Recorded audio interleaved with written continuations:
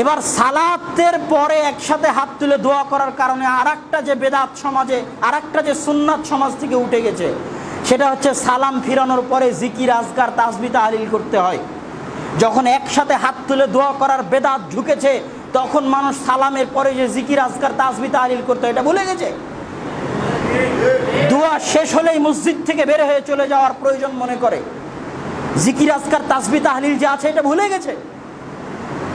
সম্মানিত উপস্থিতি, ইসলামের দুটো বিষয়, একটা হালাল একটা হারাম, আর একটা সুন্নাত আর একটা বেদাত। বক্তব্যের আমি শেষের দিকে চলে এসেছি, বক্তব্য লম্বা করব না, সময় শেষ হয়ে এসেছে। আপনি যদি জিজ্ঞেস করেন যে এই ফ্যানটা চালানো সুন্নাত না বেদাত, আপনি যদি জিজ্ঞেস করেন মদ খাওয়া সুন্নাত না বেদাত, ঠিক হবে? মদ খাওয়া হালাল না হারাম এটা জিজ্ঞেস করতে হবে। আপনি যদি জিজ্ঞেস করেন শুকুরের গোস্ত খাওয়া সুন্নাত না বেদাত, ঠিক হবে? আপনাকে জিজ্ঞেস করলে শুকুরের গোস্ত খাওয়া হালাল না হারাম। আপনি যদি জিজ্ঞেস করেন একসাথে হাত তুলে দোয়া করা হালাল না হারাম, ঠিক হবে? আপনাকে জিজ্ঞেস করতে একসাথে হাত তুলে দোয়া করা সুন্নাত না বেদাত। হালাল হারাম হচ্ছে দুনিয়ার সাথে সম্পৃক্ত, সুন্নাত বেদাত হচ্ছে ইবাদতের সাথে সম্পৃক্ত। হালাল হারাম দুনিয়া আর সুন্নাত বেদাত ইবাদত। হালাল হারামের ক্ষেত্রে ইসলামের মূলনীতি হচ্ছে সবই হালাল, শুধু ওইটাই হারাম যেটা আল্লাহর রাসূল হারাম করে গেছেন, যেটা আল্লাহ হারাম করে গেছেন। কালাই রুটি আল্লাহ রাসূলের যুগে ছিল? হ্যাঁ, তখন কেউ যদি বলে যে কালাই রুটি খাওয়া হারাম হবে, কালাই রুটি খাওয়া বেদাত হবে, কালাই রুটি তো ইবাদতের সাথে সম্পৃক্ত নয়।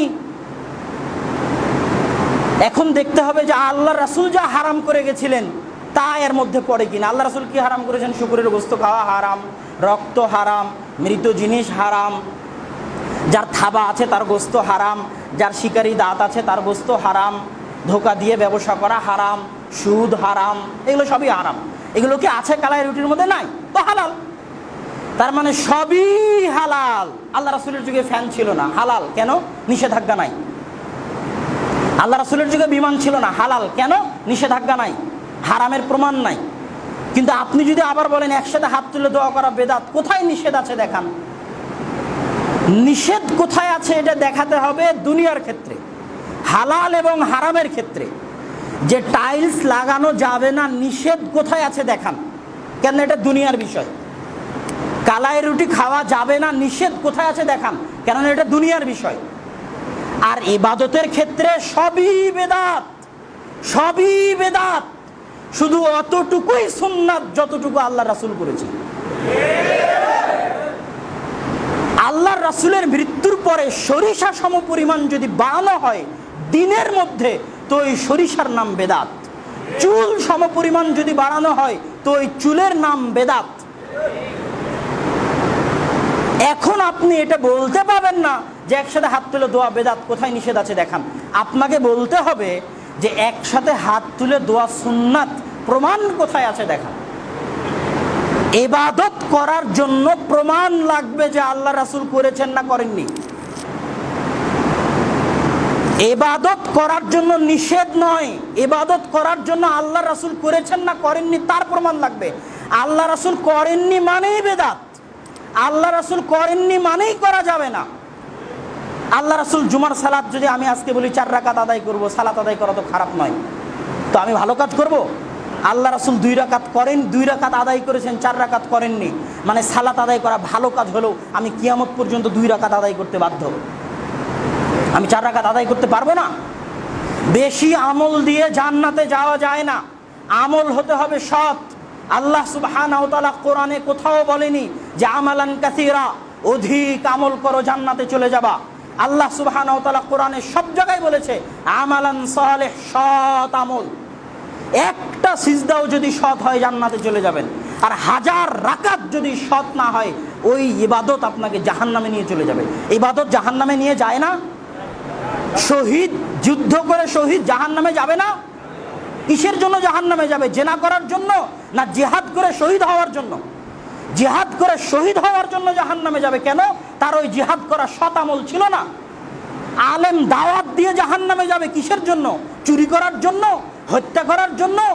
আলেম দাওয়াত দেওয়ার জন্যই জাহান্নামে যাবে, কেননা তার দাওয়াত দেওয়া সৎ ছিল না। দানকারী দান করে জাহান্নামে যাবে কিসের জন্য? সুদ খাওয়ার জন্য, ঘুষ খাওয়ার জন্য না, দান করার জন্যই জাহান্নামে যাবে। দান করাটা সৎ ছিল না। সৎ কখন হবে? যখন ইখলাস থাকবে আর আল্লাহর রাসূলের সুন্নাত অনুযায়ী হবে। আল্লাহর রাসূলের সুন্নাতের বাইরে যত ইবাদত আছে সব ইবাদত জান্নাতে নিয়ে যাওয়া দূরের কথা, জাহান্নামে নিয়ে যাবে। এই জন্য কোরআনে সব জায়গায় দেখবেন ওয়ামিলুস সালিহাত আমালান সালেহ, সৎ আমল, সৎ আমল, সৎ আমল মানে ইখলাস থাকতে হবে, আল্লাহ রাসূলের সুন্নাত থাকতে হবে। আল্লাহ সুবহানাহু ওয়া তাআলা আমাদেরকে আল্লাহ রাসূলের সুন্নাতের হুবহু অনুসরণ করার তৌফিক দান করুক। আল্লাহুম্মা আমিন। আলহামদুলিল্লাহ, আলহামদুলিল্লাহ। কত চমৎকার ভাবে আব্দুল্লাহ বিন আব্দুর রাজ্জাক যে এত গুরুত্বপূর্ণ একটা বেদাতের একটা চ্যাপ্টারটাকে এত সহজভাবে মাত্র 5 মিনিট সময়ের মধ্যে যে আমাদেরকে চমৎকারভাবে বুঝিয়ে দিয়েছেন। এবং আমি আশা করি যে আমরা প্রত্যেককে এই ব্যাপারটা আমরা বুঝতে পারছি।